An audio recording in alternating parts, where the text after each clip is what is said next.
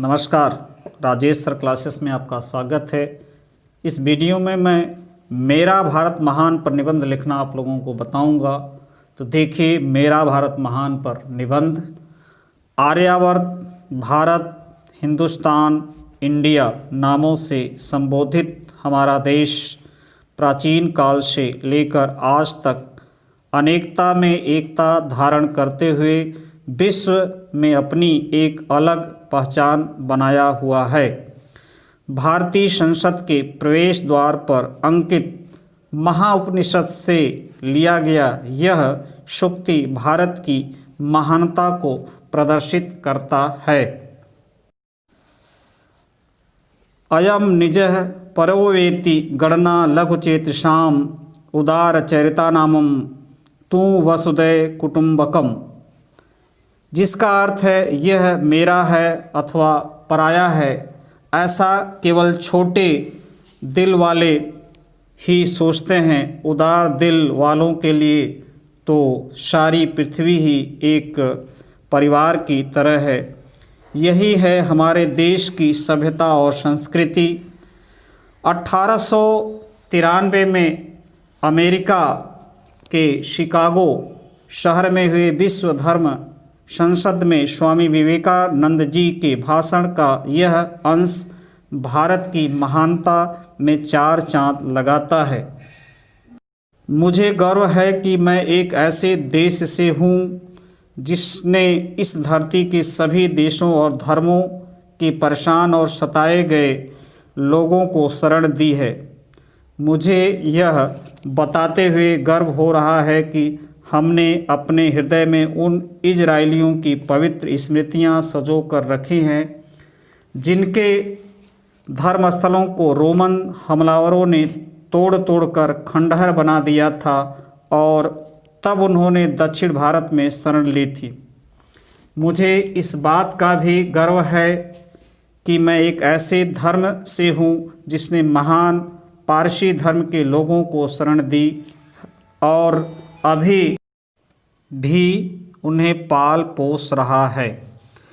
वर्तमान समय में कई भारतवंशी अमेरिका, ब्रिटेन, कनाडा आदि जैसे कई देशों में अपने विद्वता के बल पर इंजीनियरिंग, शिक्षा, अर्थशास्त्र एवं राजनीति आदि जैसे क्षेत्रों में छाए हुए हैं। इसमें महत्वपूर्ण नाम सुंदर पिचाई, सत्या नाडेला, कमला हैरिस, प्रीति पटेल आदि हैं। कमला हैरिस अमेरिका की उपराष्ट्रपति बनकर भारत के सिर को गर्व से ऊंचा कर दिया है।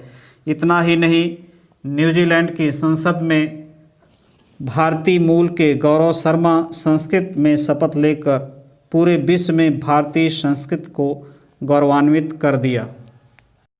अर्थात हम कह सकते हैं कि भारतीय लोगों की विद्वता की कोई सीमा नहीं है। अब बात आती है भारत की भौगोलिक सीमा की, जो उत्तर में हिमालय पर्वत से लेकर दक्षिण में हिंद महासागर तक तथा पश्चिम में अरब सागर से लेकर पूरब में बंगाल की खाड़ी तक फैला है। यह पूरा भारत देश 28 राज्यों एवं 9 केंद्र शासित प्रदेशों में बांटा गया है, जो अपनी विविधता को एकता में सजोए हुए है। यहाँ के विभिन्न मौसम एवं प्राकृतिक सुंदरता हमेशा से विदेशियों को आकर्षित करती है। यहाँ पर बर्फ़ से लदी पर्वतमालाएं, दक्षिण के पठारी भाग, थार के मरुस्थल हों, पूर्वोत्तर के घने जंगल हों, गंगा यमुना के उत्तरी मैदान हो, विदेशी सैलानियों को हमेशा ही आकर्षित करती हैं। भारत अनेक महापुरुषों का जन्म स्थान है। यहाँ पर भगवान राम पैदा हुए, जिन्होंने शासन का आदर्श रूप प्रस्तुत किया। इसी धरती पर पैदा हुए भगवान कृष्ण ने कर्म पाठ को आगे बढ़ाया। यहीं पर बुद्ध एवं महावीर ने जन्म लिया। इन लोगों ने क्रमशः बौद्ध धर्म एवं जैन धर्म के माध्यम से देश एवं विश्व को शांति एवं अहिंसा का पाठ पढ़ाया। आज भी कई देशों में जैसे चीन, जापान, श्रीलंका, थाईलैंड में बौद्ध धर्म फल फूल रहा है। आधुनिक भारत के उद्धारक महात्मा गांधी सत्य और अहिंसा के बल पर अंग्रेजों को भारत छोड़ने पर मजबूर कर दिया। आज भी उनकी सत्य एवं अहिंसा विश्व के लिए एक नई खोज है। अर्थव्यवस्था के क्षेत्र में भी भारत आत्मनिर्भर होते जा रहा है। अनेक देशों की बड़ी बड़ी कंपनियां आज भारत में भारी भरकम निवेश कर रही हैं। आज हमारा देश सॉफ्टवेयर के क्षेत्र में दुनिया का प्रमुख केंद्र है। भारत विश्व की 7वीं सबसे बड़ी अर्थव्यवस्था है।